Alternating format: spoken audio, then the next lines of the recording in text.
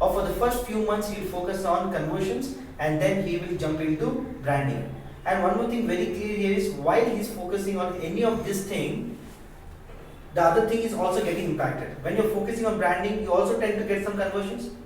When you're focusing on conversions, you also you tend to get some branding out of it. So, but the only thing is, the primary thing is what? So the primary thing is branding. Along with that, the secondary thing happening is conversions.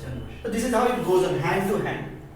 Second, once the client is very clear with what his objective around the business objective of B2B or B2C, then he will approach the digital marketing expert. So it could be a PPC expert or it could be an SEO expert. Yes, once they approach to this client would look for certain details before they jump into the PPC project. We are more speaking specific around the PPC project. So what he will do is, he will try to get few questions clear. What is that? What is your goal? What is the budget you are planning to invest in PPC? What is the location you are planning to target? Who are your competitors? If you can share, that will be really great. And tell me few of your business keyword ideas. Yes, so these are 5 of the points that any of the expert would first like to clarify before jumping into the real work. Once this is given, then they would start with the keyword. Then they are very clear, and then they get started with the PPC project.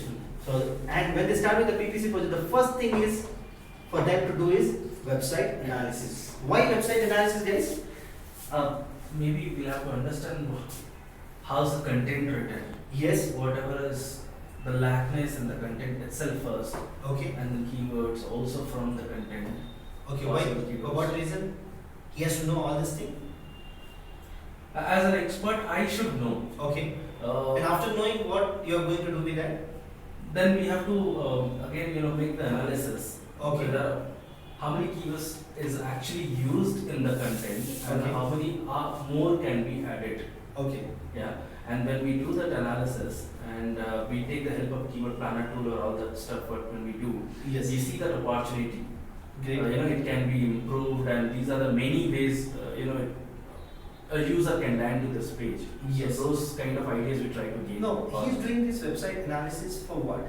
He is taking all this analysis into picture to get started with this PPC work. Yes. Correct or not? Yeah. So to get started with the PPC work, you need to know what are the different keywords you got to target. One, how you got to write the ad copies around those USPs or those unique points, selling points of your brand, and then he or she should know what all call to actions has to be written along with the ad copy to make it more attractive and make the customer come to your site. So to get all these details, you have to depend on your website only, correct?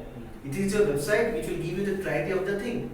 Website in the sense your client's website, because you are working on that. Yes. So website analysis basically helps a PPC expert to understand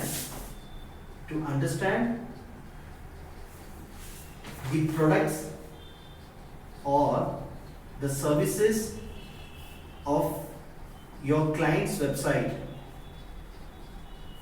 for which you are about to start PPC work. Correct? Without even understanding that, how can you conclude on the keyword ideas, or how can you get those keyword ideas? Website analysis done by tool or something, or is it No, just you your have to do client manually. doing? You have to do. You as an expert have to do this.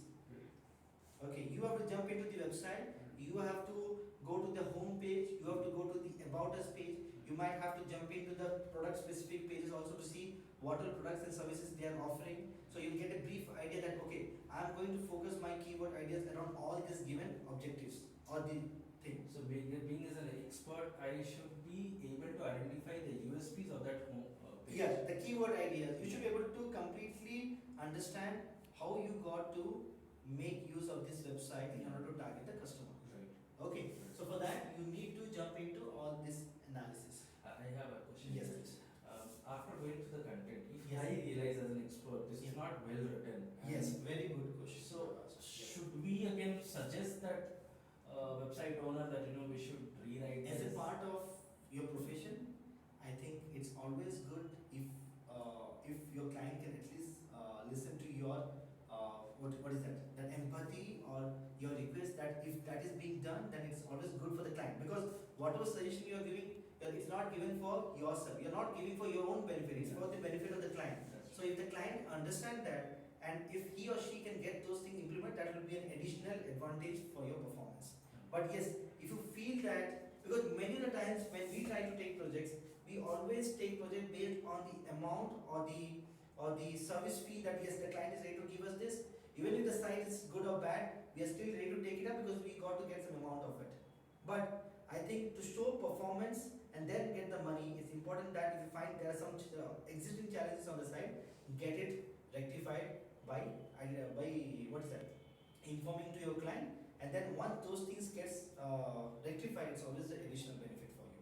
So if you feel that, if your conscience says, yeah, this is what is right, then please approach them, tell them all the points, get it rectified, and then get started. Okay, that is the first thing. Second thing